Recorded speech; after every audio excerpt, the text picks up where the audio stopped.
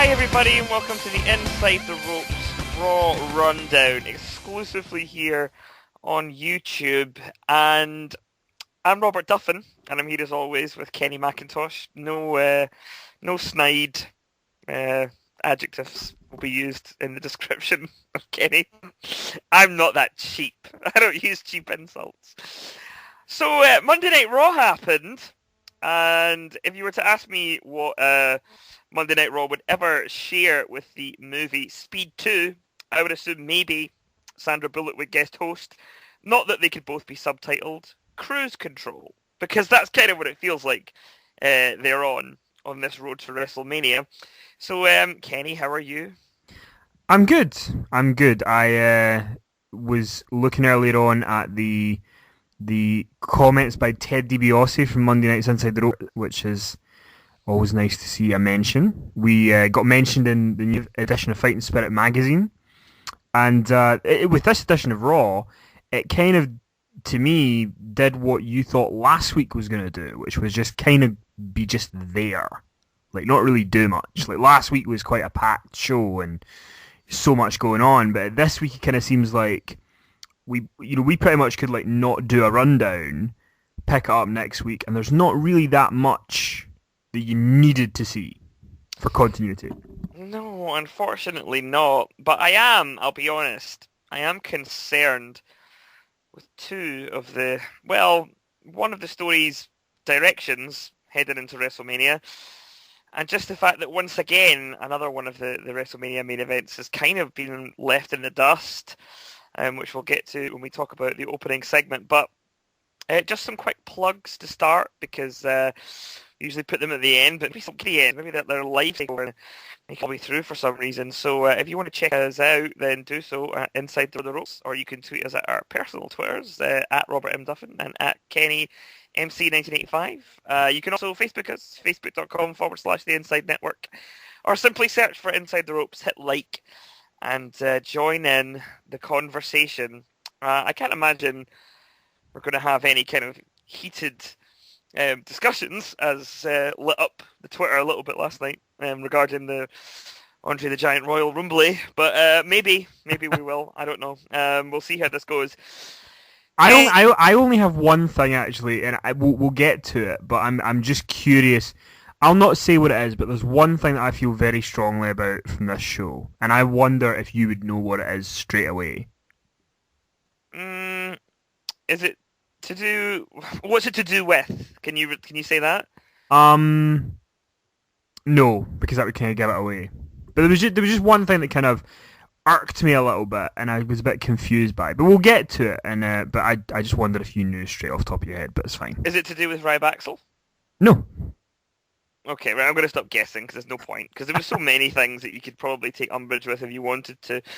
So Stephanie comes out to open Raw, and she is, usual authority rhetoric, talking about Bryan, who incidentally does not appear on Raw at all. Nor did he appear in the dark match, and this apparently caused a lot of fans to complain, both online and at the arena, because he was advertised in local media, and apparently they said on SmackDown he would be there, and I think they said in the Raw preview he was going to be there, so presumably the decision to not have him on Raw was quite last minute, one must assume, because I'm sure the WWE.com Raw preview suggested that he would be on the show.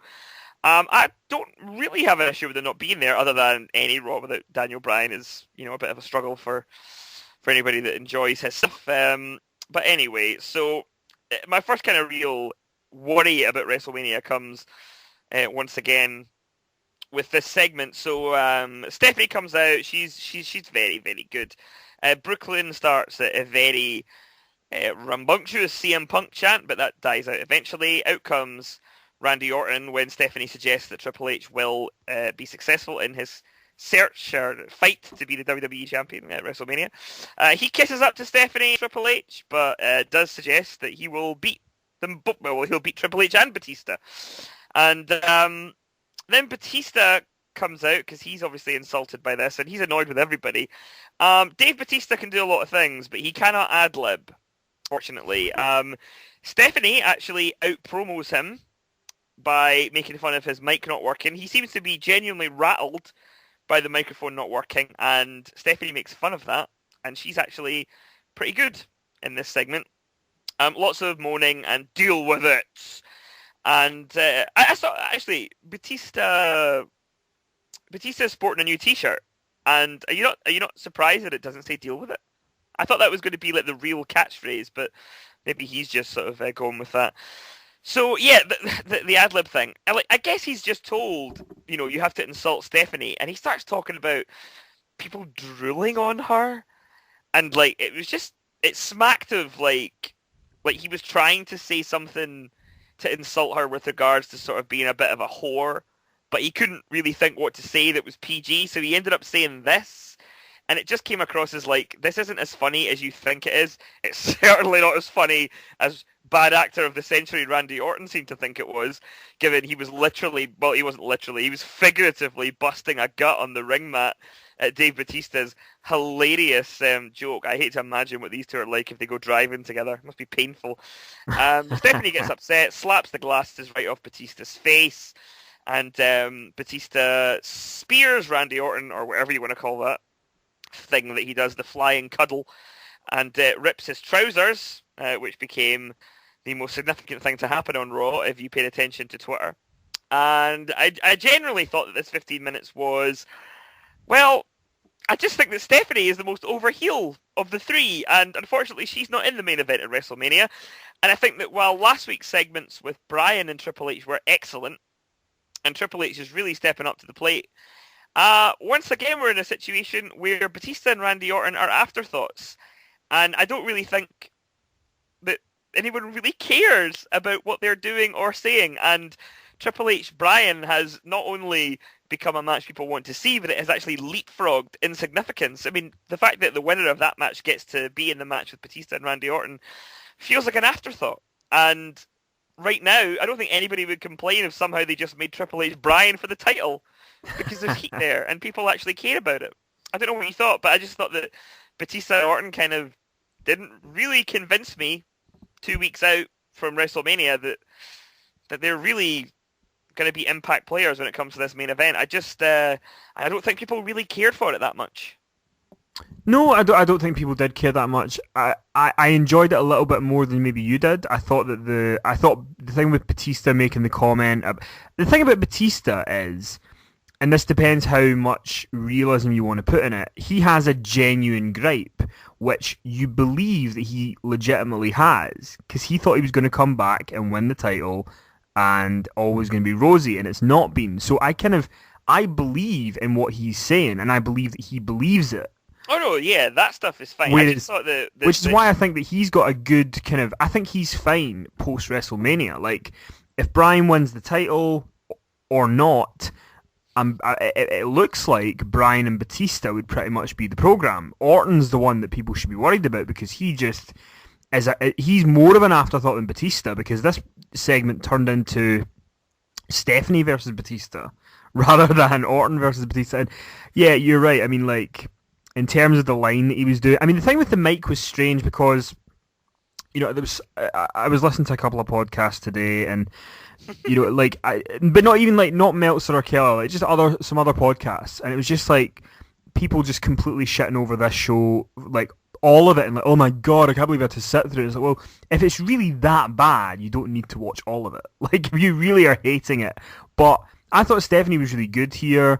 I thought that she was a really effective heel. I mean, I kind of share a bit of your concern with the fact that her and Triple H are such good heels that, like, Batista are just kind of an afterthought. But I think that I mean, I Orton feel would like have struggled anyway. I think Batista's actually a better heel than Orton is, because he is. He looks like, I think it goes back to the Rumble, because like Batista, you buy it a little bit, whereas with Orton you don't. You know that Orton's just coming out there and acting and like you say, like trying to bust a gut. I've got to say though, even though it was a pretty kind of cheesy, crappy line, him sort of making fun of Stephanie was fun to watch, and her slap was tremendous. Oh, the Where slap she, was good. That looked sore. It looked like the glasses like scraped his face. But yeah, it was just the lamest insult ever. People have drooled over her. That doesn't even mean anything. If you drool over someone, that just means that you admire them from like distance, perhaps. I just didn't get it. Like, just say something. I think it I worked. felt like It it was worked when he the said, best argument for scripted segments because Batista just can't cut it. And if that was scripted, if someone told him to go out and say that, then good God. well, I think that when Batista said to Orton, "Stop drooling over Stephanie," that kind of was funny and made sense. But yeah, then when he turned it to Stephanie, it was a bit like, A lot of people have drooled over you, and then he had this sort of look like he was looking about, like, haha, it was really funny, wasn't it? but it's I'm really funny. one of the interesting things is that Stephanie, you know, she has a really good heel.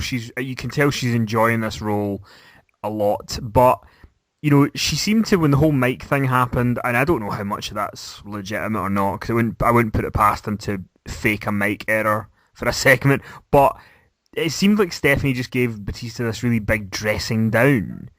I thought it was hilarious. You know, like there's a microphone behind. Sorry, Dave. I can't even hear anything you're saying. Why don't you use one of the ones that work? And I was like, ah! I just thought it was so funny. It's She's funny such a cow. it's funny till you realise that she is not wrestling at WrestleMania and they're in the main event. Like that's got to be funny. I guess my problem is that you know how it's a funny way to look at it, but you know how the way video games are set up, like the sort of traditional format is you go through the levels and you're sort of your villains and or adversaries get bigger and bigger and bigger until you face the big boss, and that's who you have to fight to win it. And right now it's kind of like, well, that's not really how Brian's operating. You know, the biggest villain to him is Triple H, and he's going to have to overcome him about a third of the way through the show before then going on to take on, you know, a damp squib returning Batista. And like, don't forget this, everybody. Like, Randy Orton, who is in this kind of version of the timeline anyway, the first ever unified WWE and World Heavyweight Champion, whose defeat and loss of that first ever unified title is like a footnote to WrestleMania. Like, no one really cares about that. It's become Triple H versus Brian, and yeah, Brian is going to go on and hopefully beat one of these two chumps.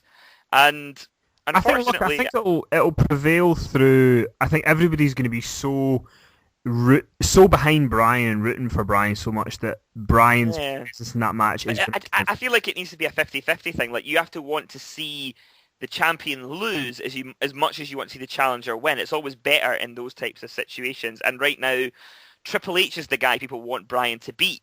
They don't really care who he beats for the title.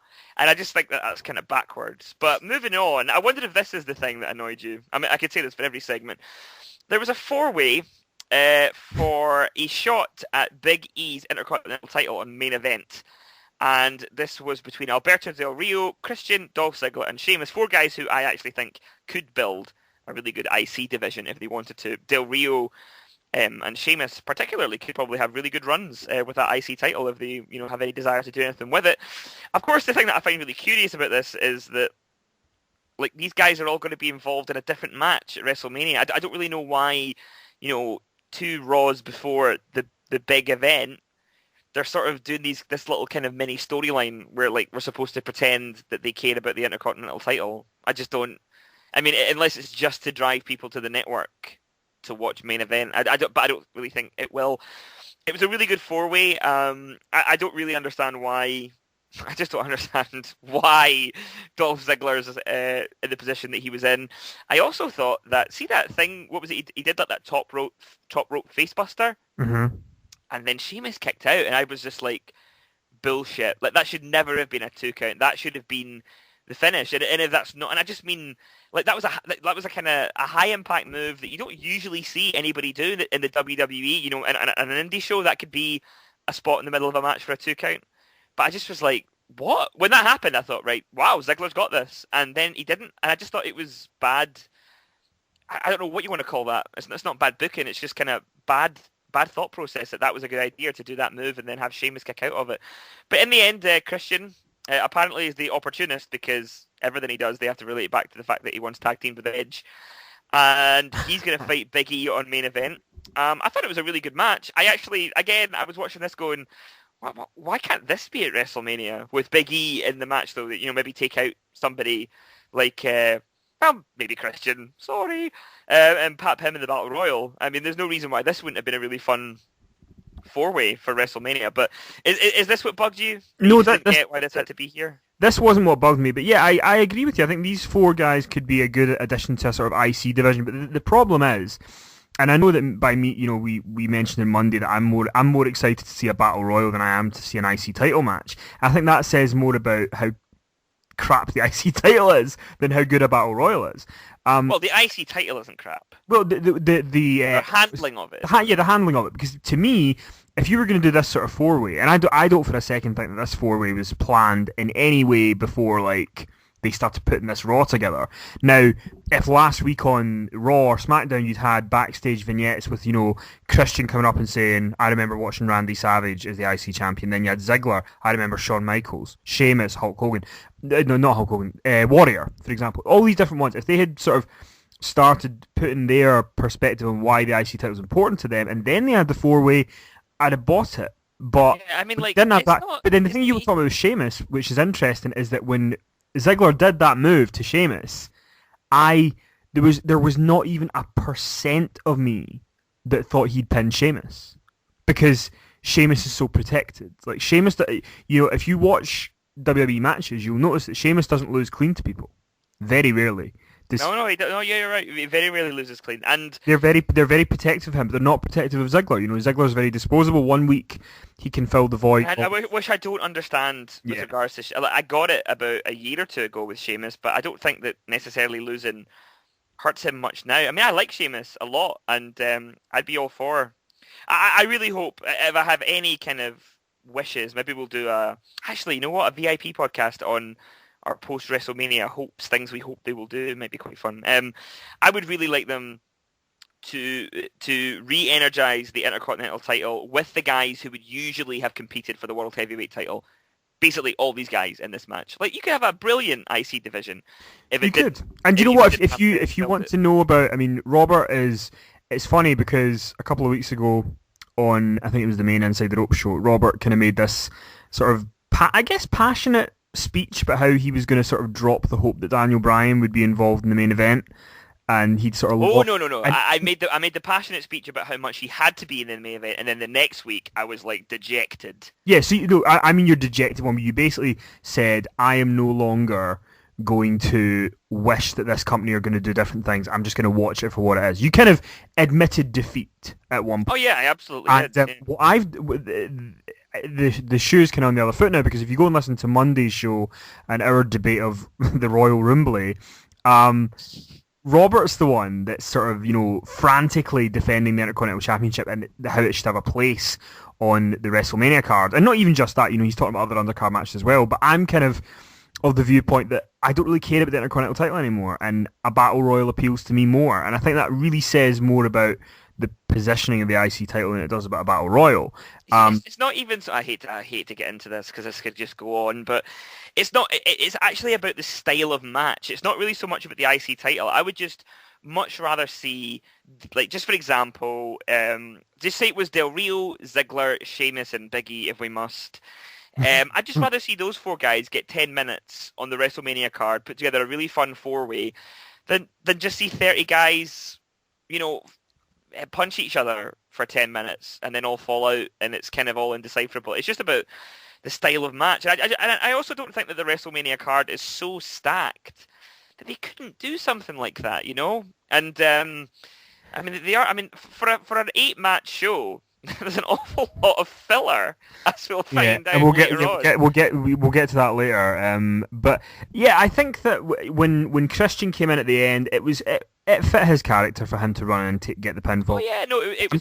I'm kind of half of me thinks that he's maybe going to take the belt tonight as a sort of a, you need to get the network, 'cause you never know, a title might change hands. Yeah, unfortunately, by the time this airs on Wednesday, that result will already be out there. So yeah, so but you can let us know if we were right or wrong. Christian may be the IC champion by this point. To be honest, I would rather see Christian as the IC champion than Big E, only because last week on SmackDown, Big E was tapping out to Del Rio in 2.5 minutes. At least Christian's having 10, 15-minute matches. Exactly. Yeah. I mean, like, see if see the Christian and Sheamus thing, right? The fact was it was a series of really good matches for nothing. I mean, imagine. I mean, like, do they forget? I mean, I know obviously they kind of want to forget because of who was involved in them, but those best of 5 series matches that WCW would have for the US title, like, I don't know why, but I get quite into that. And I just imagine if that's what they'd done with Sheamus and Christian, if they'd made, Christian the IC champion, and these guys sort of do this sort of trading thing where they have and it would have given the matches something to, and then maybe they could have had their last match, their deciding match on pay-per-view, but Yeah, anyway. for me it had to be for something, and because it wasn't, I just didn't invest. And So there's a Bray Wyatt promo next, very good as his stuff always is. There's more of this as it goes on. I've got a question to ask you regarding Bray Wyatt and John Cena, but I think we'll do that when we get to the final segment because these guys are all over this show tonight. I did love one of the lines that I loved was when he said, I can see you, John Cena. How can I miss you with the billboards, the infomercials shoved down your throat every day? And he started talking about the city of woe, and I was just like, oh God, you're so good. Yeah. Next up, fuck. fuck. It's I actually Jesus fuck. I actually saw somebody on Twitter say that they predicted that Bryan would get into Raw last night by driving the Mystery Machine into Raw. I'm happy that he wasn't on the show. And I actually, after what they did do with Scooby Doo and the Mystery Machine, I think I would have preferred Bryan to be driving it in Kurt Angle style with the milk cart. So Sin Cara, accompanied to the ring by Scooby Doo, fights Damian Sandow, who is now completely without gimmick. Well, can I just say, fight's a bit of an overstatement. It was like 70 seconds of just... See, the thing is, if Sandow still was the character, because he's not. Like, he might as well be a generic jobber. He's lost everything. He's lost the hair. He's lost... I mean, he's now at the point now where... I don't know if you noticed this, but before, whenever they would do backstage... they would do like the kind of different promo packages and things, and wrestlers would have little commentary bits. Sandow used to, if he ever did anything, do it in character, but now he just talks in his normal voice. He doesn't talk like Damian Sandow anymore. It's done. Ever since he got that shitty t-shirt, it made no sense. And I'm just... and you know how much I like to be reminded that I'm right. Oh God, here you fucking go again. But Tom Downey, listener and VIP subscriber Tom Downey, sent me a Facebook this morning. At this point, I hadn't seen all of Raw, so I wasn't aware of it at first. And he said, I can't remember now, my phone battery's died. So it was something about, he basically referred to the fact that I always make the line about when Sandow cashed in briefcase, and everybody was like, he's a made man now because he didn't win, but he's made because of that match he had with Cena. And even at the time, I was like, no, he's not. Like, he just isn't. And Tom basically got in touch to be like, well, there's more fuel for your fire about being right on that one. Oh my God. It's funny, I was thinking back to that now, and I realised why that happened, because Sandow cashed in, I want to say it was the night after Hell in a Cell, the night after John Cena came back. It was. Del Rio. And I realised that the reason now, when you look back at it, this makes perfect sense. The reason Sandow cashed in was because they wanted to get rid of, as quickly as possible, in fact, the very night after Hell in a Cell, they wanted the briefcase and the element of Sandow completely taken out of the picture, because I imagine they knew at that point they were going to unify the titles. Yeah, I never thought of that, but that makes complete sense. Yeah, so they probably just went, right, we can't have this briefcase. I mean, he can't have it after the titles are unified because no one will believe for a minute he'll win, so we need to just get this out of the way as quickly as possible. I think they could have put him on pay-per-view with Cena and Del Rio at Survivor Series. I think a lot of people last night on Twitter and on social media and even in reports and reviews since then, a lot of people were kind of like, why does Sandow have to be the guy that's doing this Sin Cara job? You've got JTG in the roster or whatever. I think the thing is they just, they've clearly given up on that character. And which is insane. Yeah, they literally burned out his briefcase and just went, right, screw it. Two years ago, he was doing segments with DX and The Rock. And do you know what? See, the thing is 6 months ago, if you had said to me, which WWE character could actually make a segment with a Scooby Doo costumed guy work, Sandow probably would have been on that list. Because imagine the Damian Sandow, the character that we used to like, sort of dressing down the whole situation, like the ludicrousness of this Scooby Doo appearance. Yeah, but I saw some people on Twitter, and I think it's quite an interesting discussion to have. Maybe is there was some people that were quite angry that people were shitting on the Scooby Doo thing because they were like, there's kids here and they love Scooby Doo, and you people shouldn't be shitting all over it. But it's like this Scooby Doo thing was kind of doomed to fail because you brought a sort of man in a suit dressed up as this cartoon to an audience that is just not going to respond well to that. The only way they would have is if Daniel Bryan had come out with them and Scooby had done the yes with them or something. I don't know.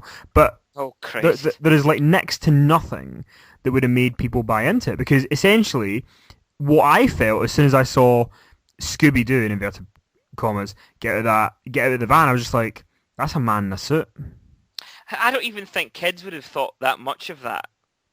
Like, I'd be interested to see what the kind of sales are like for this WrestleMania mystery thing. The best part of the whole thing was that in the Scooby-Doo movie, which we still urge you to check out and let us know what you think, it was the real Sin Cara whose voice was used in the movie, not Hunico.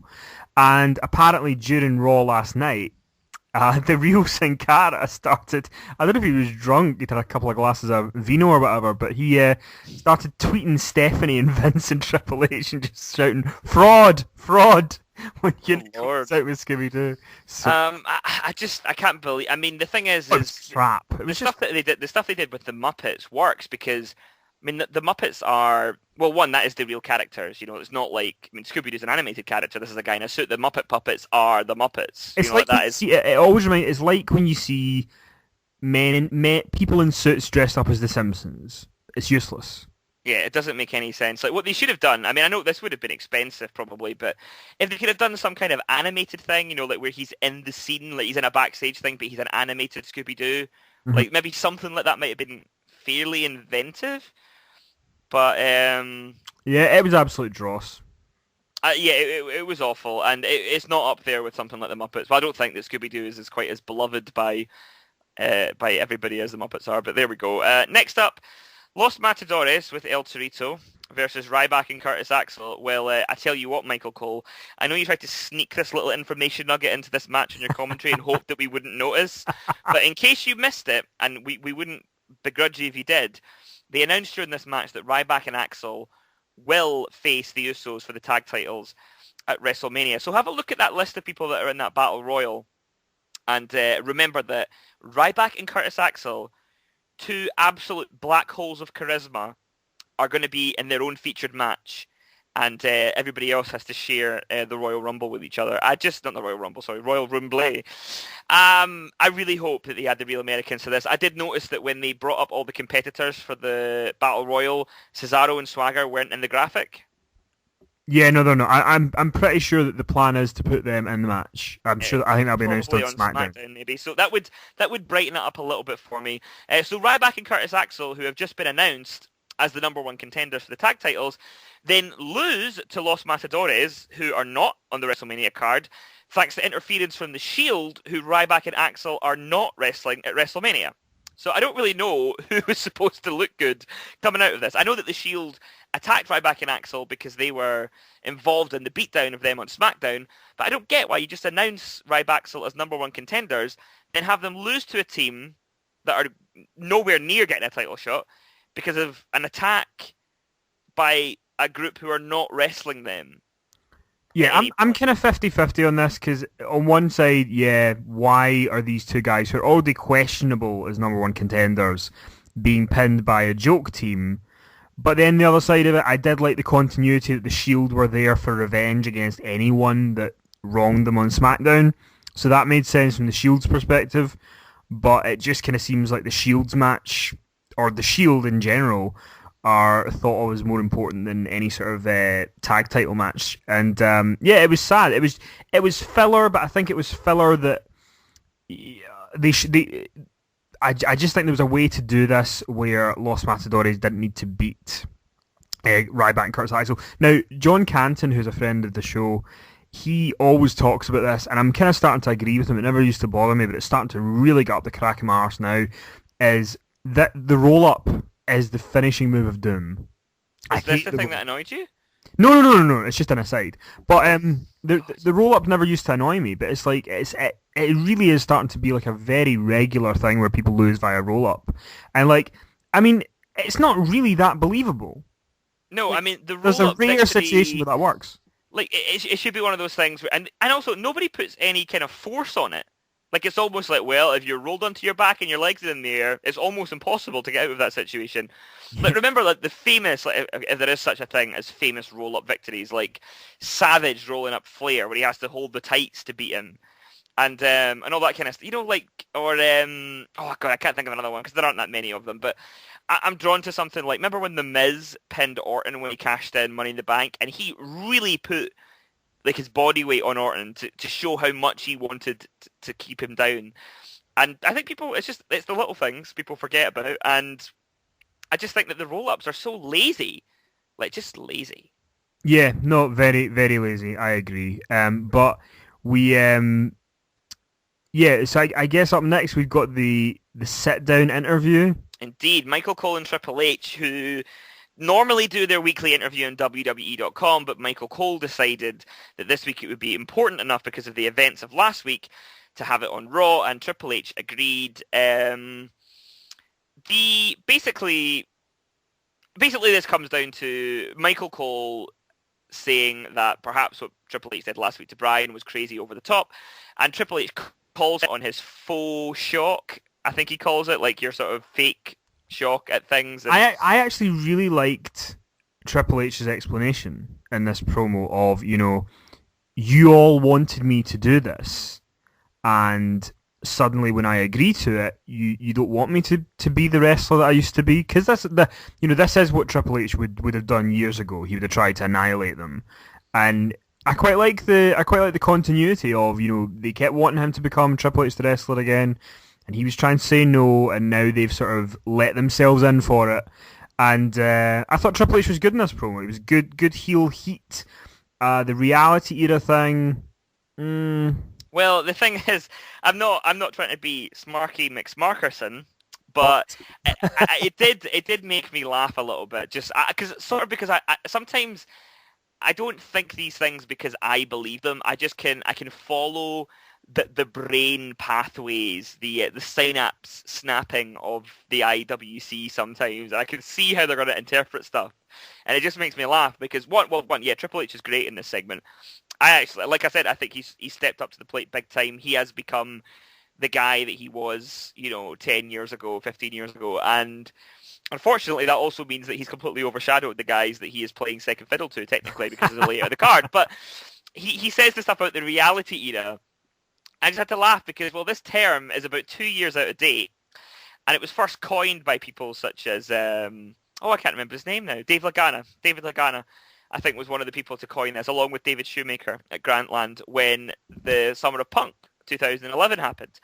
This was what they called what they thought would be the knock-on effect of the pipe bomb. They thought, well, this is going to open up this reality era, which it didn't really, because as we've said before, wrestling has the kayfabe bubble, and you can only kind of float outside it for so long, otherwise the whole thing collapses. So I can imagine people being kind of like, well, that was Punk's thing, and now Punk's gone. Triple H is saying that it's the reality era, but that was what he tried to get involved in 2 years ago, and blah blah blah.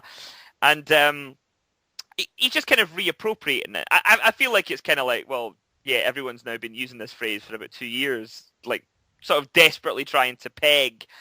Because that's the thing, that nobody calls it the Hulkamania era until the Attitude Era happened, and suddenly everything needed to have an era. Like, everything had to be labelled as something. Hulkamania era, New Generation era, Attitude Era, Ruthless Aggression era, all this kind of stuff. But now people are desperately trying to categorise, well, the PG era. And now he's used it, and he's sort of using it to rag on the fans and saying, like, you've all gone soft, and you're all sitting there like, you've all forgotten what it means like to be this guy. And I like it. I like him kind of saying that. He's basically playing into the idea that he is a performer from a different time. That he's a guy who was at the top when you really had to be physical and violent to get the job done, to get things done. And I'm enjoying it. because this is what I wanted to see. You know, I wanted him to come out and say, if you need something done, you got to do it yourself. I'm going to be the face of the WWE, which I like. I have no complaints about this. I just wish that this was the. It's sort of this awkward position where I sort of wish that Bryan and Triple H were in the main event, but unfortunately we can only get one of them. We think. Who knows how it'll all play out? I can't even imagine. I've heard people say that there's going to be a screwy thing and maybe Triple H will go to the main event, which chills my bones. I'm looking forward to it, though.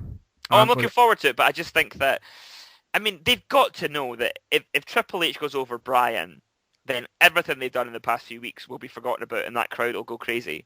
I don't think there's a chance in hell of Triple H going over Bryan. No chance. I just don't think it's going to happen. I think that, Triple H, you just need to look at the way they're booking the storyline. It all leads to Bryan beating Triple H. It has to. There's no other story to tell. There's no money in Bryan being screwed again. They've done that for months and months and months. So whether he wins the title or not, I don't know. I don't think him winning the title is essential. I know a lot of people think it is, and I would love to see it. But I think there is a way to tell that, there's a way to have him beat Triple H at WrestleMania and then have him win the title the next night or at Extreme Rules. I think the only thing at WrestleMania that is paramount of importance is that Bryan beats Triple H clean. That has to happen. So for me, I after that I don't know, but I would be I think it's more likely for Hulk Hogan I think it's more likely for Hulk Hogan to recreate WrestleMania 9 than it is for Triple H to beat Daniel Bryan on that show. Well, I don't even want that in the conversation. So I just think that for a lot of people, including myself, like WrestleMania or you know what, all pay-per-view main events, let's be honest, the reason that run in late October, November last year blew so many chunks was that there was all these non-finishes, and I imagine that if Bryan didn't win the main event match, if he gets into it and then doesn't win it, I just don't imagine that Batista or Randy Orton, well, Batista probably, would just win the match. Like, I'd assume there'd have to be interference, and I don't like the idea of like heel interference in the main event resulting in the win. Like, I just think that the WrestleMania main event is where, for better or worse, someone wins clean and becomes the champion.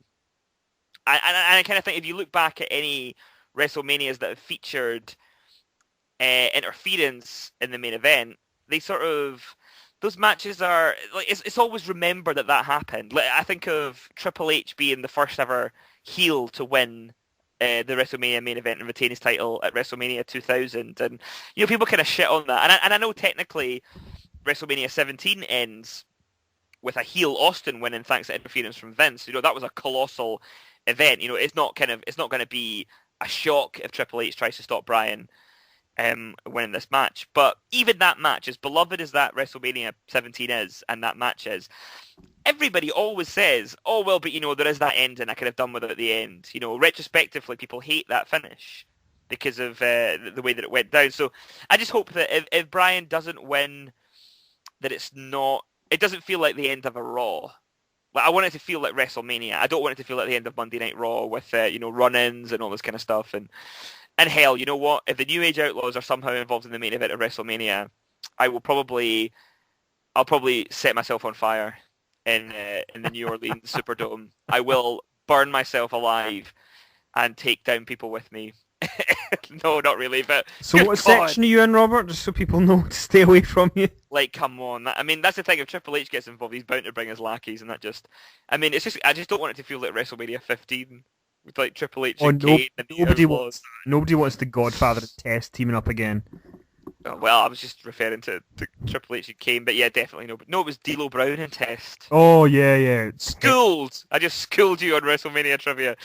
That's never going to happen again. Fandango and Cody Rhodes have a match. I don't really know why this is happening. I guess it's just because they've got nothing else to do, and they're all going to be in the Battle Royal, so we have to assume there'll be something.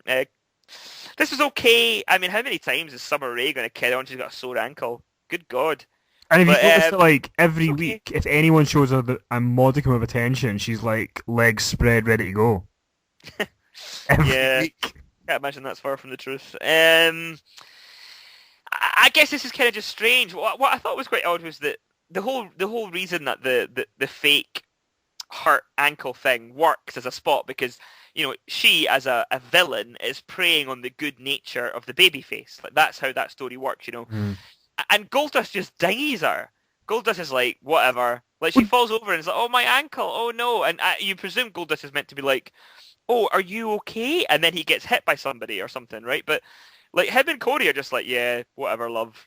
Do you know and the commentary sort of play it off as in, oh, Goldust doesn't even really seem to care about her. It just seemed really odd. Yeah, the commentary was really weird. I think it's funny, like, it's only really this week that I'm more annoyed about Goldust this week than I was then. Like, now that I think about it, I'm just like, him sort of breaking character and going in a huff and, slapping his foot off the rope. Like, no, there's just no need. Like, I guess he just got hot. He didn't. This I know Orton does it, and I'm not saying that he's the only person that can do it, but I just think it's like, be a professional enough that you just wait till you go to the back and you speak to the guy then. Like, I just think it's called for to start doing that stuff. Because I agree, but I think that when you're out there, emotions are running high. These kind of things happen. It doesn't look good, but so next up. Oh, hell! It's the segment. It's sadly not a triple threat match, which is what the graphic made it look like. A segment with Hulk Hogan, Arnold Schwarzenegger, and the one and only Adele Dazeem, or whatever it was. Hulk Hogan did a Travolta. He said the name of the movie wrong, like Savobage or something. It sounded really weird, and then he called him it's Joe Manganiello. Yeah, and Hogan called him Magalini or something. Yeah, something weird. Adele Dazeem. But you've got to feel sorry for this guy. I don't know who he is, so I'm not going to pretend I do. But this guy, Who is he? What? While you speak, I'm going to Google him because I don't know who he is. You Google him. But the thing is, like, he's coming out there with Hulk Hogan, one of the biggest wrestlers of all time, and Arnold Schwarzenegger, one of the biggest movie stars of all time. Like, nobody was ever going to care about this guy. And I don't know how he ever thought that there was going to be any other result than just apathy at his mere presence in the arena. I mean, they booed him when he even tried to speak. And, he did the whole cheap Brooklyn, it's great to be here, woo! Nobody cared. So, okay, well, Joe Mangla blah blah, yeah. He is... Well, here we go. Okay, so he was actually in Sam Raimi's Spider-Man trilogy. He played, I don't know if you remember this because he's not that big a character. He plays Flash Thompson, who is the kind of the kid at school that bullies Peter Parker a bit. Oh, right, okay. Yeah. I vaguely remember him. Yeah, and he was also, this is great, he was in a movie called The Ketchup King, and he played a character called Black Dildo. Let's just digest that one, folks. What else? He was in an episode of CSI. He was in an episode of CSI. Yeah, he was in a TV series called American Heiresses. Well, anyway, rather than Robert running down the career of a nobody, let's just go back to Raw. No, wait, there's more. Okay. Get to something decent. He was in 4 episodes of ER. He was in Behind Enemy Lines Columbia. Was that not the one that Mr. Anderson was in? Yeah, it was. Maybe that's how he got the gig. Maybe. He was in One Tree Hill. Anyway, I don't really care about that. So, but the thing is, I met your mother. When this guy walked out with Schwarzenegger, the first thing I noticed was Arnold Schwarzenegger. If you're going to talk about Hulk Hogan, I'm going to talk about my favourite actor, Joe Mangalababala. Yeah, I'm sure you will. But Arnold Schwarzenegger looked tiny. I didn't realise he was this small.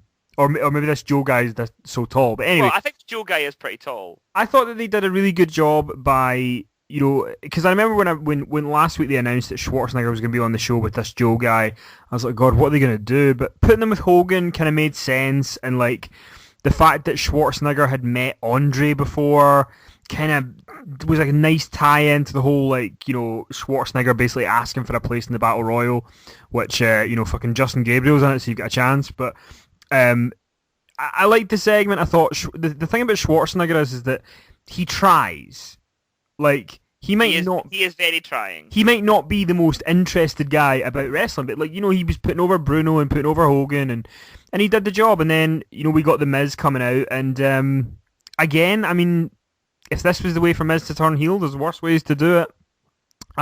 Is that what? See, the thing is, I don't even think this was a heel turn for the Miz. I think this was just this is just the Miz's personality, like being a prick. Look, you know what? I think the best line the Miz came out with, he was like, "Everyone's still talking about me beating John Cena at WrestleMania 27." I'm like, who's talking about that? Nobody even remembers that. No one remembers. Although see, sometimes right, WWE can script stuff really well sometimes, but see when they script things like the Miz walking out and saying to Arnold Schwarzenegger, "I know you're a fan of my work from the Marine and Christmas Bounty." Oh, good God. No! Yeah, you know what? I did laugh when the crowd booed and Miz was like, "Don't lie, I know you watched it." Like, I actually laughed when he said that. But, yeah, do you know what? It just made me really sad because I love Arnold Schwarzenegger and, like, his hairline's going down faster than TNA ratings and he looks so old. He looks better than Sting.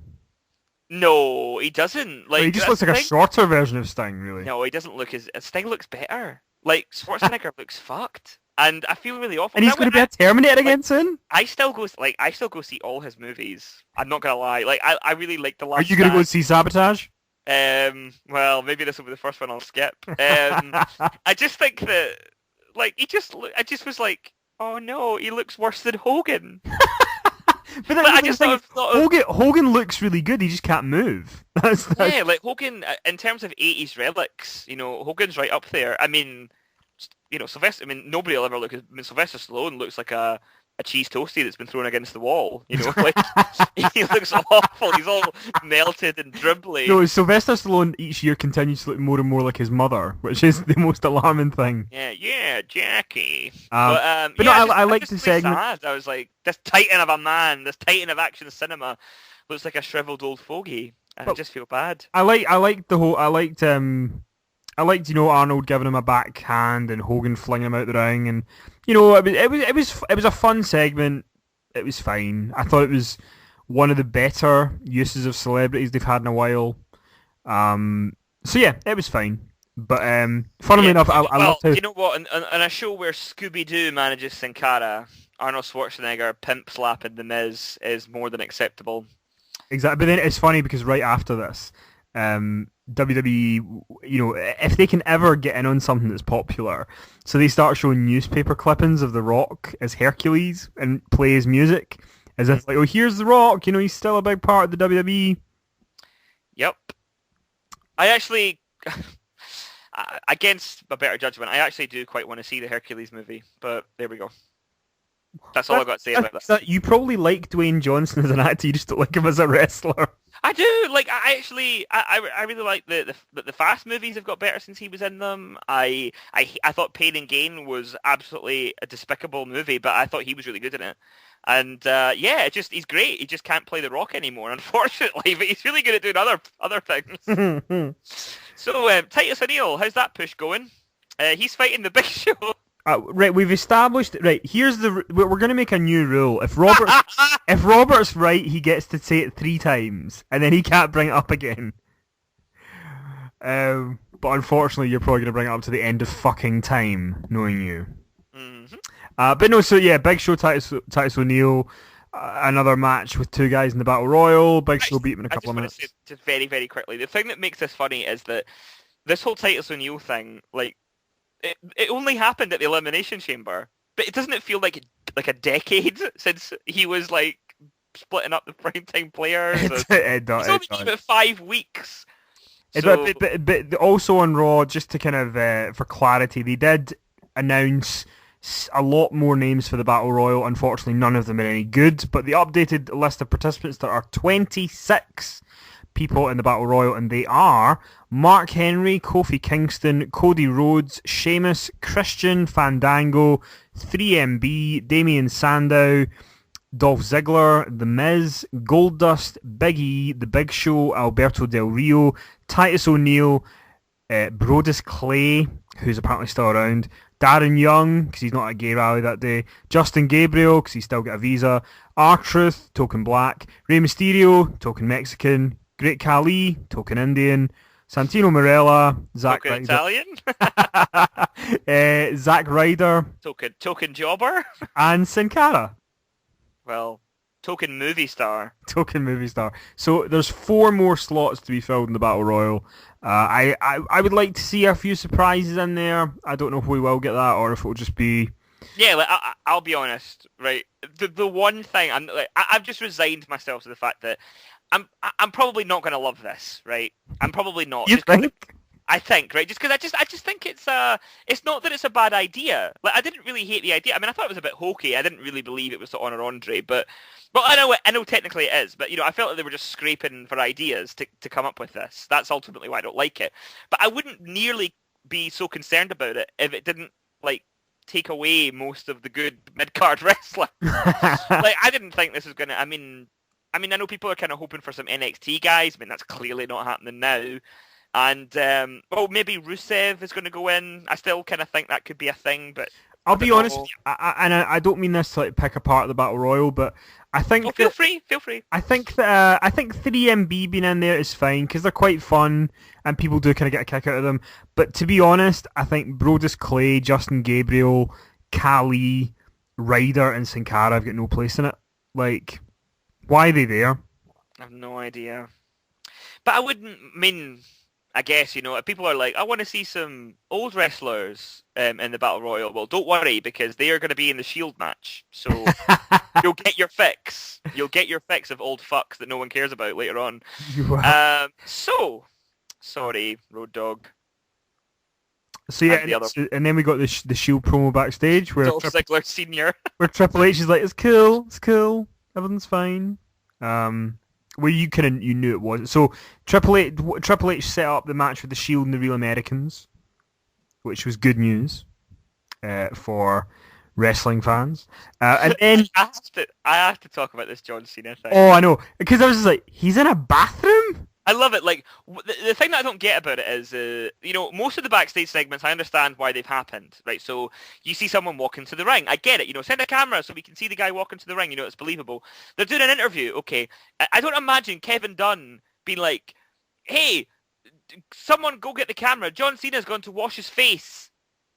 Like, is that key pre-match stuff? Like, imagine, like, that was on UFC.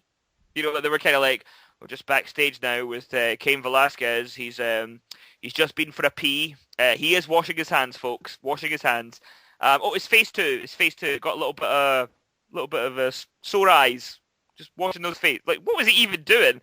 And then somebody had to point out to me that the goat's mask was there. You didn't even notice? No, because I was so mesmerised by, like, I'm watching John Cena in a toilet wash his hands. Yeah, let's just make me laugh because... Well, first of all, it made me think of the Ultimate Warrior appearing in the mirror to Hulk Hogan. Yeah, that's the first thing I thought of. And then I thought, like, okay, so it's obviously somebody holding the mask. Like, see if Bray Wyatt had popped his head round and was like, "Hey, John," I would have been like, "Okay, fine." Like, well, the thing was, I mean, I don't know if this was just me, but it looked like ridiculously tall. Like, from where they were holding it looked like Cal. So John Cena turns around and, like, someone's like, yoink, and they're taking the mask away. And this makes, right, okay, the Scary Movie films? Unfortunately. Yeah, right. I think one of the things that the first one did really well, and I just think that no movie can really do now without making me think of this, right? The horror movie trope of, you're sitting in class at school, you look out the window, and you're startled because, there's the evil killer, and then you look away for a split second and look back, and he's gone. Right? That's a horror movie trope. And Scary Movie did this recurring joke where instead of the camera focusing on the person being scared, they focus on the guy doing the scaring. And when the person looks away, you sort of see the bad guy hightailing it, sort of doing like a comedy run away as quickly as possible. So by the time they look back, you can see the person.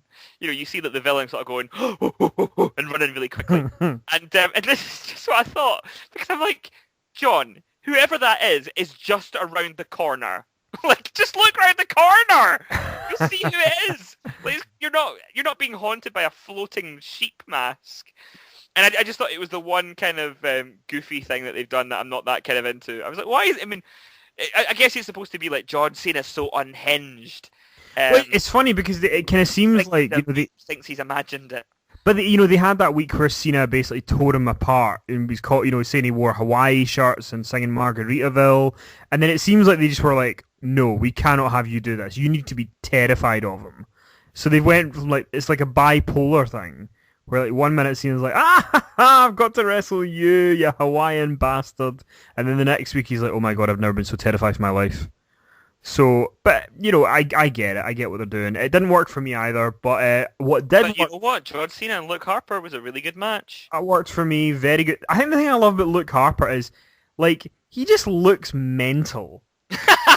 I love him. Like I really love him. I'm all aboard the.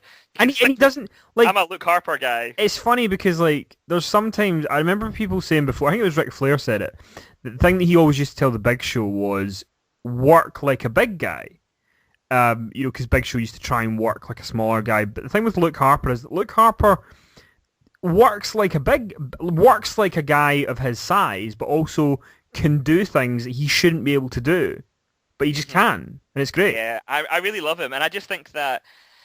I mean, I don't know whether I'm just hoping for too much, but I just think that if they ever like either split the Wyatts or it becomes a situation where they sort of are allowed to be more than just his lackeys, I really think Harper's got a place, like as a villain, or even as a sort of slobby. I hope if he ever turns babyface, they don't make him like one of the babyface Godwins. Like nobody needs to see that. Like he can just be a dangerous, scary motherfucker. He's almost like, I hate to draw this comparison, right? But and I'm not saying that they are the new versions, but say Bray Wyatt is like a modern day version of The Undertaker in terms of like a long-term gimmick. Yeah. Then Luke Harper is like his Kane.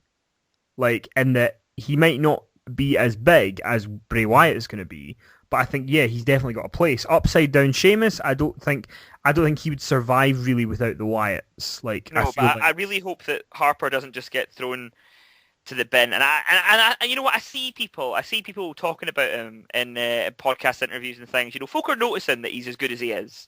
So I don't know. I just think that he's a throwback, isn't he? And I know a lot of people make the Bruiser Brody comparison. I think that's more just because he looks a bit like him. Yeah, but he's starting to get some promo time as well, and he's doing good in the promos. He is good at it, and I just think that maybe I hope that it's not a case of 20 years too late. I just think a guy like him would have been killer in the 80s, but I actually like as well that they're not putting the Wyatts in a match at WrestleMania. Like, I like that the focus is all on the Cena thing. Yeah, but here's my problem. I said I was going to raise an issue with this whole thing, and I just so basically, in a nutshell, right? This storyline is John Cena's really depressed. Like, he's really put upon. This might be something. It's basically sad face Cena.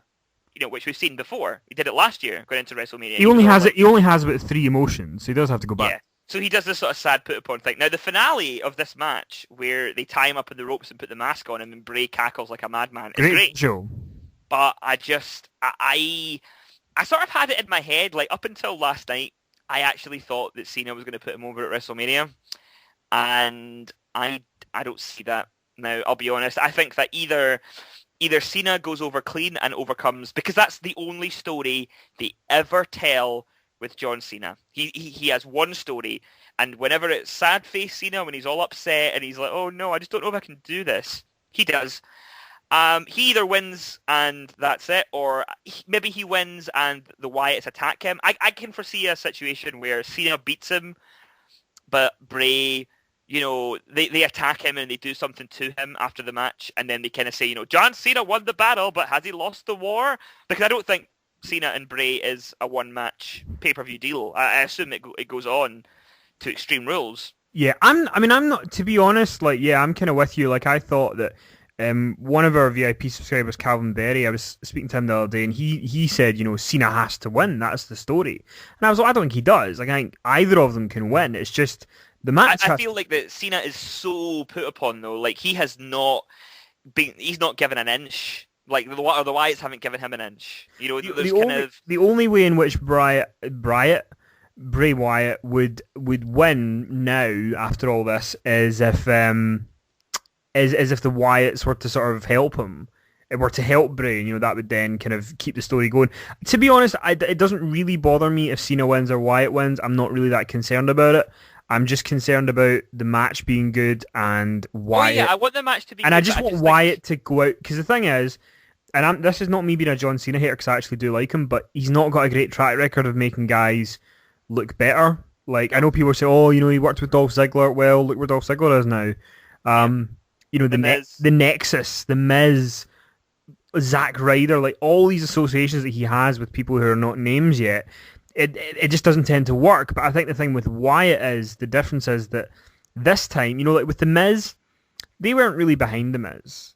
Like, look at the way he was booked. I think they were until they got The Rock back, and then they were like, oh, whatever. Even if you watch his title reign, they weren't fully. When they're behind somebody, they're behind them. Because I know. I just mean that when he won it and he was sort of getting over as the briefcase holder, like, I think they were quite key on him then. Yeah, but I think with Wyatt, like they're so behind Bray Wyatt that I can't imagine they're going to make him look bad. No, I don't think he'll look bad, but I just think that, that there's just something that it's just a little part of the story that kind of irks me. Like, see if the match is great, then I don't care who wins either, because I'm not a Cena has to lose kind of thing. But it's the part of the story, and I guess it ultimately comes down to whether or not it gets mentioned next week or it appears in the promo video. Because if it doesn't, then they're obviously not wanting you to remember it.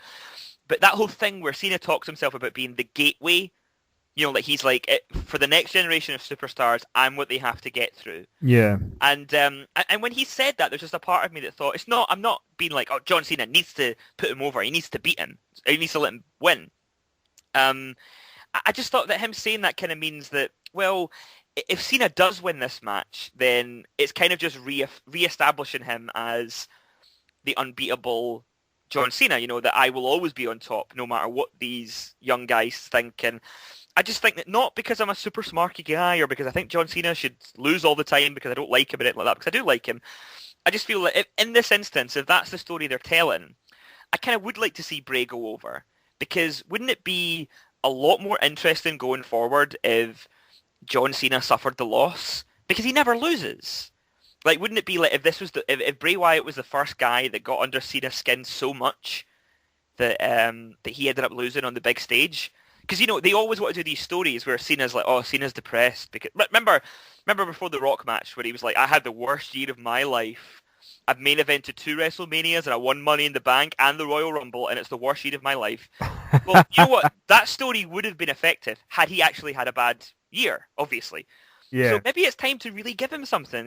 Give him the loss at WrestleMania so that, maybe this feud does go on, but they don't rematch until later in the summer. Maybe Bray goes on to something else and John's kind of all confused and not really sure what's happening. I don't know. I just beg for shades of grey for his character. Because I think he needs them. And also, the legacy video, like, the feud has sort of become about, the buzzword is, this is about John Cena's legacy, which makes me think it's about him having to win. But we'll see. Because I always think that, like, there's always somebody, one of the heels always goes over. But there's always one match where the heel wins. WrestleMania isn't babyfaces triumphant all the way through. So yeah, this one seems the most likely. So I just kind of like to see it happen, just because of what it symbolically would mean for Wyatt. But we'll see. I guess I'm interested in it. I'm really interested in it, and I'm not so much worried about it. The build seems fine. So Naomi versus AJ is next. This is pretty much a throwaway, because this is when we find out what the Divas are going to be doing at WrestleMania. And it's the Vicky Guerrero Divas Championship Invitational. Why it's named after a woman, like, that's the thing. As much as I don't enjoy the idea of a Rumble, a Battle Royal, I understand why you would name it after Andre the Giant. He was the king of the Battle Royal. But why would you name an Invitational for the Divas Championship after someone who's never held it and is not an in-ring performer? No, I agree with you. Here's my thought on this. I enjoy the Total Divas show, right? I do. It's just a guilty pleasure thing, and I enjoy it. And to be honest, since that show's been on, I enjoy the Bellas more. I enjoy Natalia more, because they kind of all have characters now, and you've got to know them a little bit. But I'm fine with all the Total Divas being in an invitational with AJ and Tamina. That makes total sense to me, and I get it, and I think it's deserved for all involved. What I don't think is deserved is Rosa Mendes being on WrestleMania. Or, to be honest, Aksana, who fucked Naomi's eye socket. Like, Not literally. I just don't think that she deserves to be on the WrestleMania card. It Like, just sounds like Bret Easton Ellis's Monday Night Raw. He fucked her right in the eye socket. exactly. But yeah, so I mean, I guess the whole Vicky Guerrero thing is because after like a year of AJ calling Vicky fat and old, that she's getting her own back by having an invitational. I've read up on it on the WWE website, and apparently the premise of the match I don't like this. is that all 14 of them will be in the ring at the same time, and it is the first pinfall wins the title. Now, So it's another multi-person match. so can I just say, you think the Battle Royal is going to be throwaway? This I mean, thing's going to be over in because the this Battle is what Royal is these- an Iron Man match compared to this. Yeah, like this just defies. Like I've always said with wrestling, you have to have a little bit of suspension of disbelief. But if there's 14 women in this match, at any point in time, there could be 7 potential pinfall combinations. And AJ, and on the grandest stage, and I bet this is what happens because they will do this. They will want to embarrass her because of who she's knobbing. AJ, the longest reigning women's champion in a long time, is going to lose her title, and she's not even going to have to be pinned for it to happen. This is just rubbish. Like it's just. I imagine this match will last minutes, and I'm talking like less than 5. Like it's just not going to go long, is it at all? It's going to be very short, and like it's still. I mean, it'll be a miracle if she retains this title, unless they get in there and this would be kind of clever if Tamina lays down for her. Yeah, that would be quite clever. Like that might be an inventive way to sort of to keep the belt on her. But here's the thing, like, to be honest, I am going to be rooting for Emma. it was like 2 weeks ago that Natalia and AJ had a stormer of a 15-minute match on main event, and this is what we get. Like And you see, this is like exactly like so. Harness that outrage that you've got right there, and then try and understand my issue with this and the Battle Royal, because I just think that. Oh no, I totally understand, but I think that what gets me with this is like AJ's had the title for almost a year, and I think it was pretty much common knowledge that the plan was going to be she would drop it at WrestleMania. That was always kind of going to be the thing. There's just been varying reports on who that would be that would beat her, but I mean, surely, like as I say, like an 8 Diva Invitational with all the Total Divas and AJ and Tamina, that makes sense because they're all the ones that are featured on TV. But like Layla's in it, like Alicia Fox. I just wish that they thought that.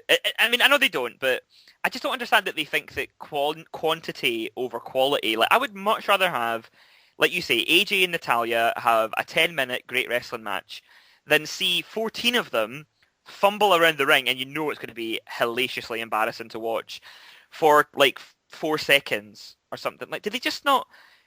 I mean, I guess they don't. Like, did they just not care that like the matches that last forever that people always remember, and they hold up when you do lists and when you do fave fives and when they do video packages and stuff like that. Like, it's not multi-person matches unless it's the Royal Rumble. But there's just very little. I just don't understand why there's not, in place of these 2 matches. I don't get why there's not a 4-way for the IC title or a singles match for the Divas title. I just honestly don't understand it. I'm not going to get upset about it again and get all ranty. I just don't get it. The other thing that like I've spoken to several people, right, who've explained that their girlfriends and stuff watch Total Divas, right? So that's like maybe the one wrestling related thing that they can sort of watch together and stuff. And say for example, there are women who are they're not big wrestling fans, but they really like the Total Divas show because that's more kind of the type of show they would watch or whatever. Then the Divas match is surely something that you want to be something that can be on the Total Divas show as a good storyline. B, something that the women that would maybe decide to watch WrestleMania because they know the Total Divas mob are going to be in it, you're going to give them something. But instead, you're just not really satisfying anybody. Like, no, you're not satisfying the 1.5 million people a week that watch Total Divas. You're not satisfying the however many millions of people watch WWE. And the thing is, like, I was watching an interview today with a guy that I'm a really big fan of, Sam Roberts. He works in the US for Sirius. He Oh, he's great. does some great interviews with wrestlers, and he does an interview, and it's just been released today with the Bellas, and it's about 30 minutes long, and it's really, really good. And they talk about really passionately about how they come to the arenas early now, and they train with Daniel Bryan, and they do different things because they really want to be good, and they want people to think of them as good wrestlers. And like there's one point where one of the Bellas makes like a plea. She's like, please come to a house show, and watch us have like a 10-15 minute match, and like watch that we can actually have a good match. But so they all but say on TV we get nothing. It sucks, doesn't it? And you know what? Fair play to them, and good on them for wanting to be better, because that's why Trish has the legacy she does, because she went, I don't want to just be eye candy. I want to be good at this. So yeah, I'm really cool. I'm really chuffed to hear that they're saying that. But unfortunately, WrestleMania is not going to be the big showcase for that for them, which is a shame. Next up, we have, well, finally something good. Seth Rollins and Dean Ambrose of the Shield taking on the Real Americans, and before we get to that, we have the thing that annoyed me. Oh yeah, the thing that fucked me off, and it's funny because by now, by the time you're listening to this, if you're an Inside the Ropes VIP subscriber, you can go and listen to our newest VIP podcast on the legacy of WCW, and how ironic that Scott Hall is not being inducted into the Hall of Fame. In fact, Scott Hall didn't have any accomplishments. Razor Ramon has been put into the Hall of Fame, and it's just a bit of a joke. Like, there's a promo package where essentially all it shows you is his Razor Ramon days and the ladder match, but Scott Hall had a bigger and better career in WCW. He was one of the revolutionary guys behind the NWO, and they don't mention any of it. They don't show any WCW clips. They don't even say that it's Scott Hall that's going into the Hall of Fame. It's Razor Ramon that's going in. I don't get this. And I don't get this at all. I mean, and I assume that somebody, because I was quite annoyed about it, as you can imagine.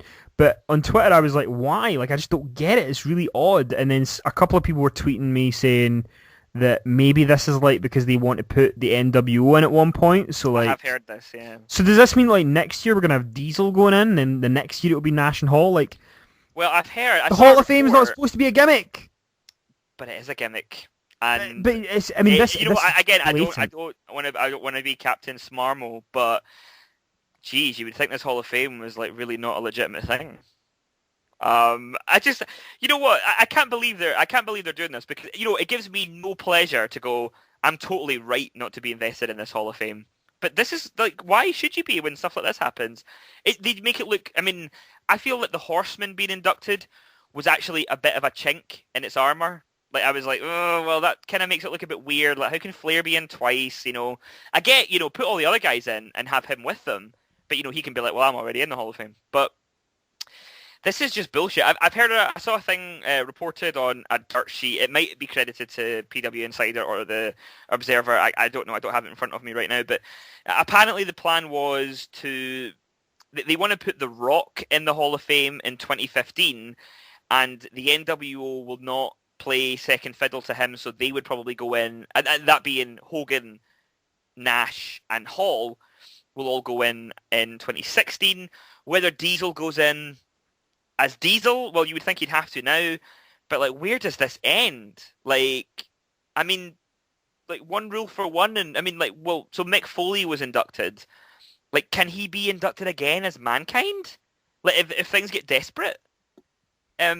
Is Scott Hall not allowed to talk about anything that he did post 1996 when he gets up there to do that speech? And he's been put in as Razor Ramon, so when he comes out, are they going to say, here's Razor Ramon? Which is really insulting to a guy who the Hall of Fame, I think, probably for him, means a great deal personally, because he knew that he would never get in here if he didn't get his life back on track. So he gets his life back on track, and that's Scott Hall that did that, not Razor Ramon. And is he gonna have to come out like chewing the toothpick and being like, "Hey, Chico," and all that shit? It's just utter wank. Like, I just don't get it. I do not understand The thing is, they are I still think the Hall of Fame has a lot of legitimate aspects to it and a lot of legitimate inductions. And the whole, like, yeah, I can totally see the argument of people saying, why is Ric Flair in twice? But, I kind of get it, because maybe there are... Yeah, I do sort of get that, but I just think this maybe there are first like a one few is elite completely people, like nonsensical. Flair, like Hogan, who would get in twice based on being How do huge. you get in twice? There is no other Hall of Fame. No, where you can there's not. get But in I'm twice. trying to just play devil's advocate. I can at a stretch understand that one, and you know what? Some people are going to listen to this and go, well, you're saying that Razor Ramon shouldn't go in as a gimmick, but Paul Bearer's going in, and that's his gimmick name. But the thing is, I assume that him going in is that there will be Percy Pringle footage at some point. And the thing is with Razor Ramon is that you're going to ask, Percy Pringle's dead, so Paul Bearer, the character, has been put in the Hall of Fame now. But Scott Hall's going to come out with all this goodwill and all this stuff, and he's going to have to be called Razor Ramon. We don't know that for sure, but because when the reason that before Raw went on the air, there was a newspaper ad in New Orleans that kind of spoiled it by having Hall on the poster, and he is on the poster as Razor Ramon, not Scott Hall. Yeah, which is odd. See, the thing is, I guess I get the Paul Bearer thing because, well, obviously, like they're on the night, are they going to induct William Moody, or are they just going to say Paul Bearer? Like what one are they going to do? So I assume they do Paul Bearer, and I think what, for better or worse, this is a WWE slanted Hall of Fame, right? So I guess the argument would be that in WWE, he only ever played Paul Bearer, right?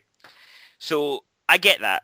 But then transferring that argument over, like this is what I mean about the Hall of Fame. This is why it's such a load of nonsense, because there's no parameters for anything. Because on the one hand, him going in as Paul Bearer does kind of make sense, because the places where he was different people, when he, like you say, when he was Percy Pringle in, World Class or whatever, like they don't really acknowledge that so much. Whereas WCW, they have, like when Booker T went in, they acknowledged his WCW and WWF career. And when it comes to Scott Hall, like the WCW thing is such a big part of it. Like he became a much bigger deal when he went there. Well, I mean, let's be honest. If he had not if he had left the WWF in 1996 and never done anything else, yeah, he probably would get in as Razor Ramon at some point. But he's going in there because he was Scott Hall. And he came back as Scott Hall. He still wrestled for them as Scott Hall for a while. I mean, it wasn't great, but I just think that for all the Hall of Fame doubters, of which I admit I am one, this is more ammunition for the fire that this is just a TV show that they do once a year, because you know that the only reason they're putting him in as Razor is so they can stretch out the TV stuff, like so they can be like, well, we can put him in as this, and then in like 2 or 3 years we can put him in again as something else, which makes me think that this isn't really about honouring a man. This is just about trying to, they need to put something in, so they're going to put him in as this. They're just trying to stretch out the possibilities, and I just don't really like it. I mean, it doesn't bother me. I'm not going. I don't have a ticket, and I'll not watch it, like, because I don't ever watch these things. But I just feel bad for the people that really do place a lot of stock in the Hall of Fame, because it doesn't bother me that it doesn't seem legitimate, because I don't really buy into it that much anyway. But I don't mean this in like a horrible way, but I do feel sorry for guys like you that are going to this. Like I assume you're going to this, right? Yeah. So and you're kind of going to have to sit through this. It's going to be kind of awkward. Like you're right. Like how will they bring him out? Will they say Scott Hall? It doesn't look like it. And yeah, I mean you're right. The Paul Bearer thing is a different kind of argument, but it just seems so silly. Like it just really annoyed me. I was just like, you can say that he was successful somewhere else. Like you don't need to. I mean, the thing is, WWE are supposed to. I mean, one of the things that they said before is that we're not just the WWE Hall of Fame. We're the Hall of Fame for wrestling. Mm-hmm. It's like you're really not. Like Luthez isn't in. Yeah, okay, yeah. But I don't think that this decision was made because they want to downplay the WCW thing. I don't think that was at all, because Booker T, like I said, Booker T was in last year, and all of his WCW clips and accomplishments were included. But Booker T, the difference is, Booker T was a star in WCW first. Oh yeah. No, I accept that, but they could have done the same thing. They could have only included the WWE years if they wanted to. I genuinely, I would put money on it. They are not doing this because they want to there's no. Why would they want people to forget he was in WCW? They make so much money off those DVDs, like we said. They're only doing it because they think if they don't mention any of the WCW stuff, they get to dip the well twice. Cunts. Anyway, let's move on. The Shield and the Real Americans had a great match. I really enjoyed it. Lots of cool stuff.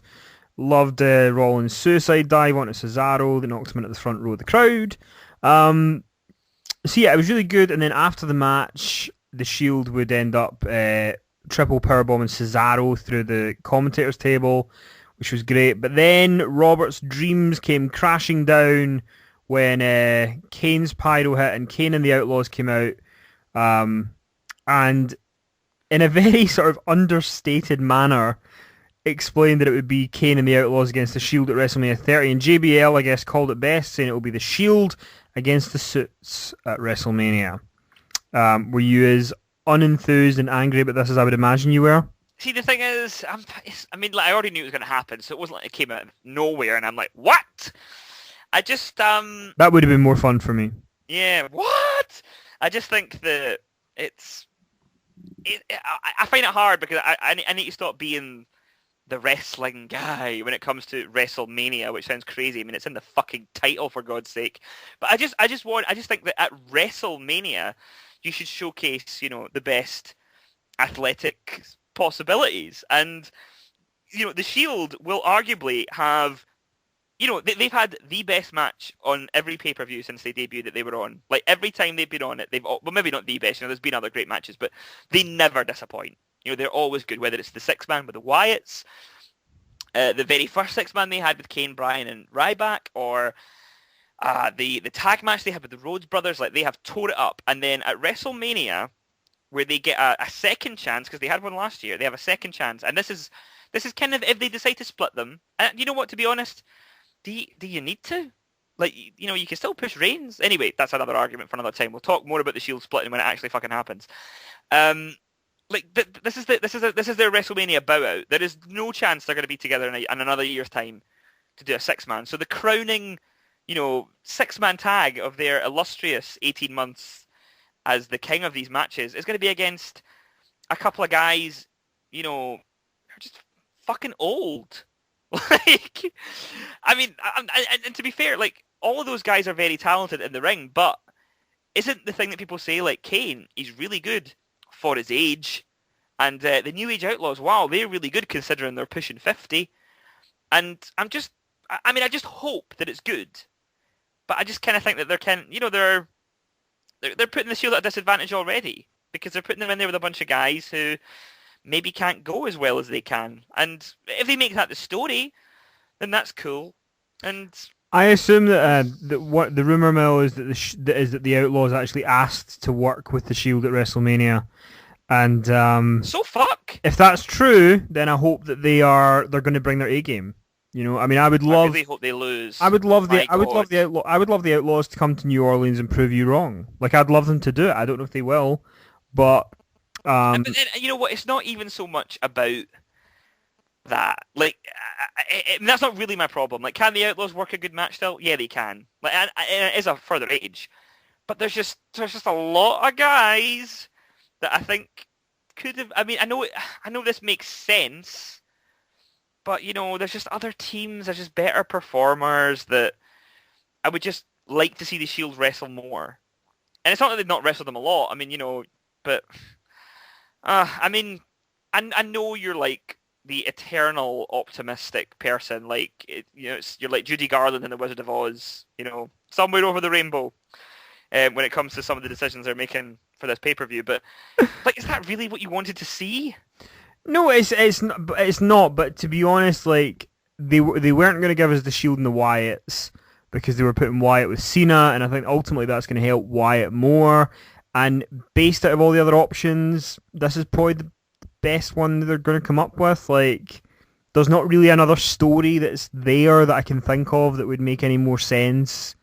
So I'm okay with it. Like, I'm not going crazy and being like, well, Bryan and Triple H might be good, but it's not the Shield and the Outlaws and Kane. But for me, like, it's weird because, like, you and I looked at it differently. Like, I'm not really and to say this as a host of a podcast, I guess, is a bit ridiculous, but like, I don't need the wrestling to be amazing. I just need a good story. So if I can get a good story, I'm okay with it. But there's still a bit of time for this story to get good, because at the moment it's not really thrilling me. Yeah, I mean, the Shield are really good, and Kane's really good, but the Outlaws... I just wonder whether they've kind of... I mean, I didn't particularly want to see the Shield in a triple threat, to be honest. I mean, I would have taken that because that seemed like the inevitable outcome. But like the impromptu babyface turn, and maybe that's more of the issue. Like they kind of limited their options once he decided to turn them face. But I assume this is just a face turn to get them through WrestleMania. Like, I can't see them... Oh yeah, I assume so too. Yeah, I mean... I guess it's just hard because it's like, you're coming towards WrestleMania and, you know, the Shield are really hot, but then, like, how do you handle them? And like... I mean, what I would be interested in is maybe if Rollins and Ambrose turn on Reigns in this match. I think that's a possibility, because if you look at it, Rollins and Ambrose are now a team in the tag team matches. And maybe they kind of switch over to the Authority. Like, maybe they are like, leave him out to dry. You know, I mean, I still think Rollins would probably be more successful as a babyface, but I don't see him getting that singles run yet, and I think he'd probably flounder right now. I mean, what is there for him to fight for? So yeah, plenty of time. But at the same time, I just hope that... I mean, I don't know why I got this thing in my head that, like, even if this is just to further a storyline, I mean, I still like there to be like 10 minutes of really good wrestling. You know, I just want there to be some good wrestling. You know, I'm not going to any independent shows in New Orleans, so WrestleMania and Raw are like this is my one chance. Please, just be good. Just be a good wrestling match. That's all I want. So then after this, we got our main event, which was a face-off between Brock Lesnar and The Undertaker, and there's been a lot of negativity towards this segment, where essentially Lesnar and Heyman come to the ring.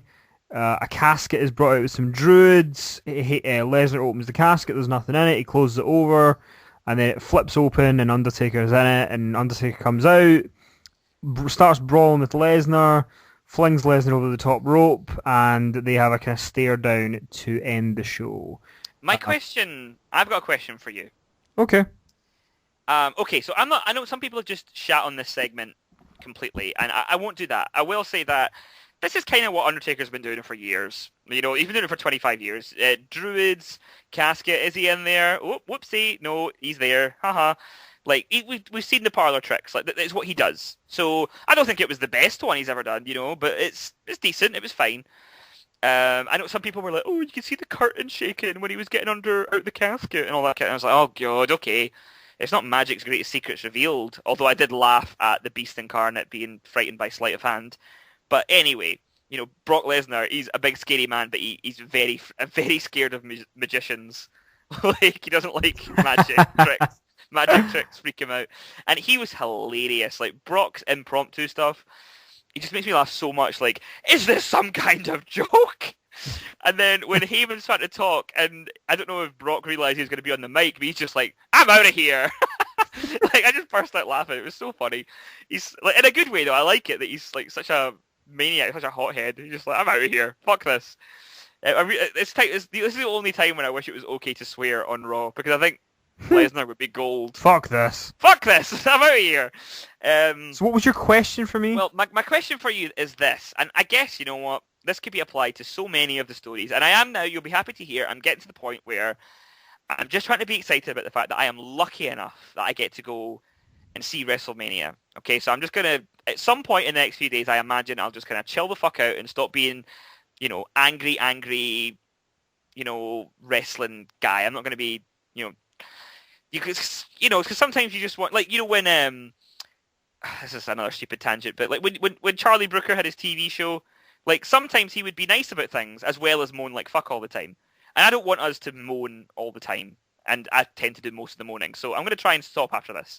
Well, it's funny because the thing that I think is quite interesting is that, you know, we had the debate on Monday night about the Battle Royal thing, and I think people enjoyed that because, like, there's times where I listen to podcasts. Like I say, I work in a job where, you know, I pretty much can just listen to podcasts all day, so I tend to experiment with wrestling podcasts quite a lot, and it really fucks me off when I just hear people go, So this segment happened. This was good. Did you think it was good? Yeah, I thought it was good. Cool. Okay, Okay. but I mean, like, just not be such a moaning mini. So here's my question, right? Okay. And this is my last. It's probably not going to be my last moan, but whatever. Um, was this really the story you expected them to tell? Because That would infer that they're... Okay, I'll take over from you for this particular part. I've come to the realization now that, and I think everybody else needs to get to grips with it, is that while we are going to get The Undertaker at WrestleMania, we're just not going to get great build-up stories anymore. Like, but I almost feel like like you sort of said something similar to that on Raw, and I'm hoping that, like, similar to that bit in Annie Hall where Woody Allen pulls the guy from nowhere to agree with him in the argument. I sort of want to pull Bob DeGrand from the ether and be like, Bob, tell Kenny he's not allowed to just go, oh well, we just have to accept that they're not going to do this anymore. I just don't think they are, because Undertaker, like, for whatever reason, it's like he's like your mum's ornament that you just don't want to break. Like, because but that doesn't mean that the story can't be compelling. No, I know, but and they spoiled us with the Triple H and Michael stuff, because regardless of what you thought of those matches, like, the story. They did. The thing good. is, this match had the potential to have an amazing story. They had the confrontation at UFC. People were buzzing about it. They've had a long history together in the WWE, which they have referenced on the website, but they don't reference on television, bizarrely.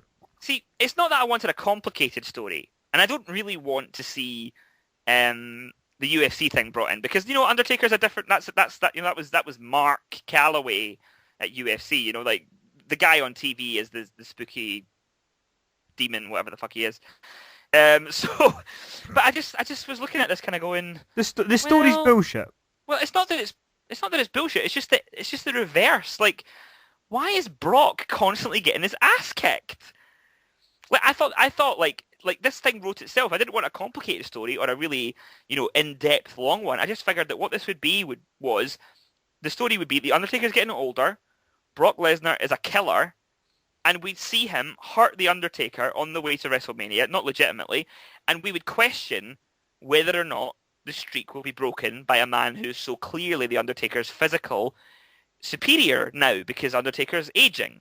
And that's, something that they should bring into it. They can't pretend he's young forever. And they have brought into it before with Triple H that he's getting older.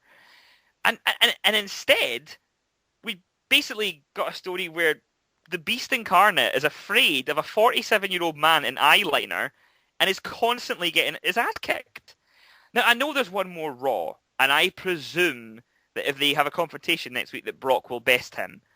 But I feel that's like, I know the streak sells itself, in the match. Well, no matter what the build was, if they basically announced this match and the two of them just had the match at WrestleMania and they never met beforehand, then it would still be what it was. And I imagine that's kind of how we'll end up experiencing the match. Everything that happened on Raw will not really be significant.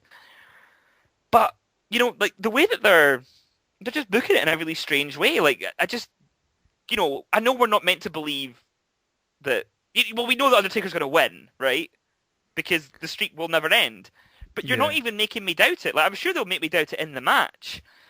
But, I kind of like them to be making it seem like a doubtful outcome on TV. Like, why is anyone going to pay for this? I know they'll pay for it because it's The Undertaker, right? Yeah. So they don't have to try. No, if they don't have to try, then just don't do this instead. I just didn't do anything. I remember a few months ago, people were like, "Oh, Undertaker Brock. Like, I'm just not looking forward to it." I remember thinking, "Well, you just wait. You just wait till they start building this, and you're going to be salivating wanting to see this match." And people are not salivating because there's not really a story. Like, the story, sadly, is the story's Paul Heyman coming to TV every week and reminding people that Undertaker's old, and then when they have a confrontation, Lesnar shits it and leaves. And the build is just not that good. But ultimately, I think the reason that it doesn't bother me that much is because, like you say, like, the match is no doubt going to be great, and that's all that's going to matter. And look at the parallel. Last year, leading up to WrestleMania, Brock Lesnar and Triple H had a tremendous build-up over a 2-month period, and then their match absolutely sucked. Yeah, it was crap. Yeah, and I'm sure that won't be the case. I think the match will be good, but I just kind of think that if they don't really feel the need to have a story to build this, then just I think they would do less harm by having them not on TV with each other. Like, you know, if we never saw them fight, that would only help the match, you know, because it'll seem more epic when they first start punching the crap out of each other.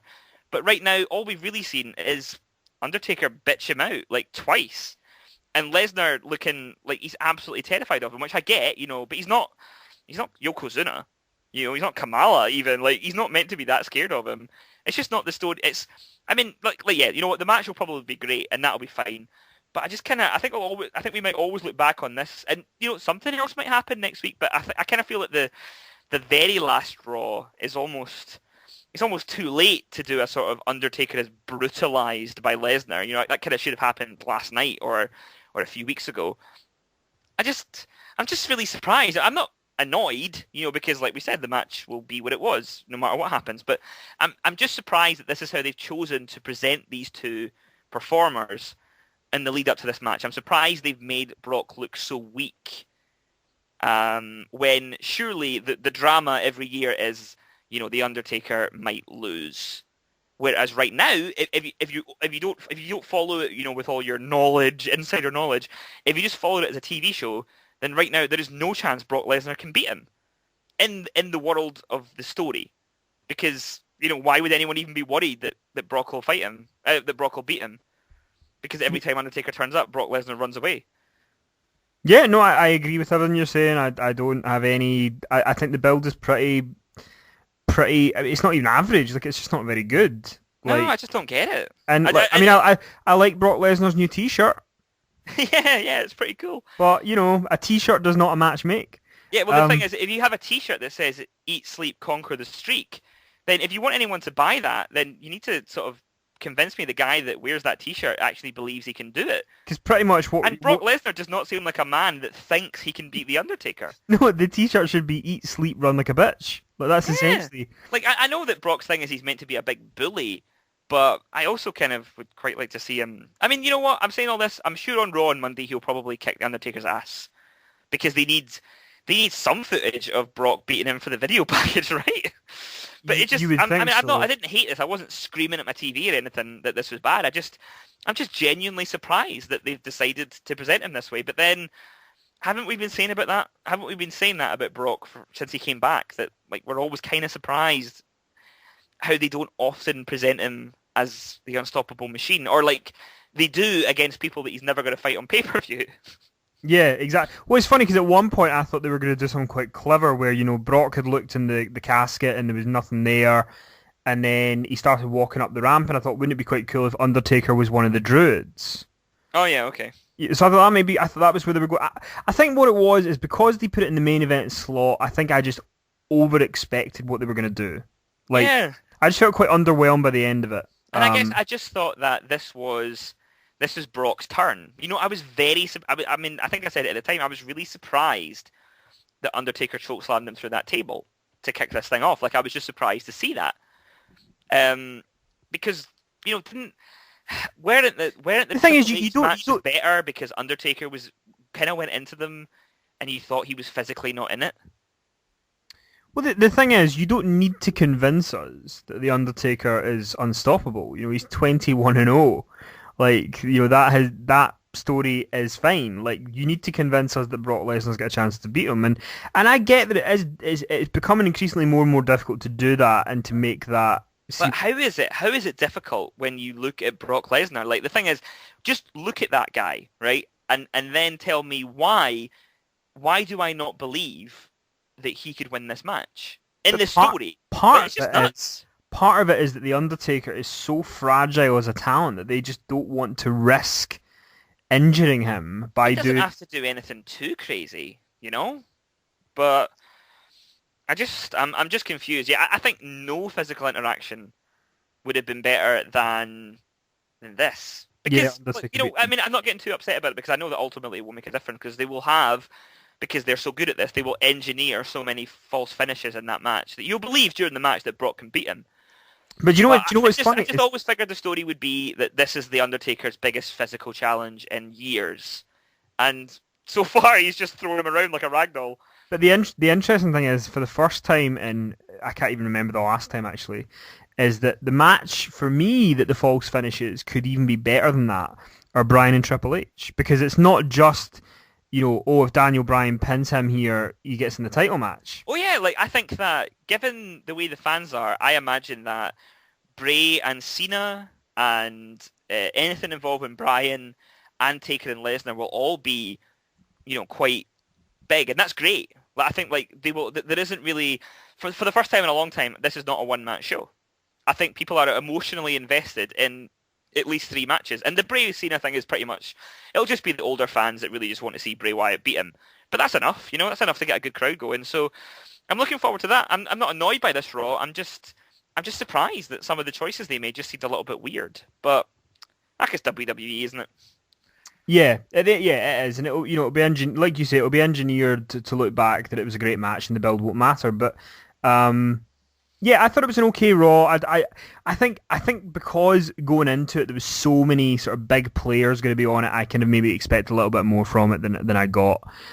Interestingly enough, next Monday on the Go Home edition of Raw from Washington, Batista's hometown, is going to be the original WrestleMania main event of Batista and Randy Orton, one-on-one next week. So that should be interesting. I was quite surprised that Batista and Orton weren't used again on this show after the opening segment. So, but then do you know what? Like, if you don't have anything good for them to do, then I'd rather not see them. Yeah, exactly. Yeah. Like, if that's the choices. But the thing is, what I find quite funny is that I know I put a thing up on the Facebook a few days ago, talking about WrestleMania. Like, I genuinely am more excited for this WrestleMania card than I have been in years overall, because like it feels like I've got a little bit of everything. Like, I've got a kind of special attraction thing with the Battle Royal for me, right? I've got a new guy potentially going to be able to walk out of the building with the title that everybody wants to see win. Triple H is in a match with a young guy that he might put him over. Undertaker and Lesnar is a great match for spectacle. Cena's working with a young guy.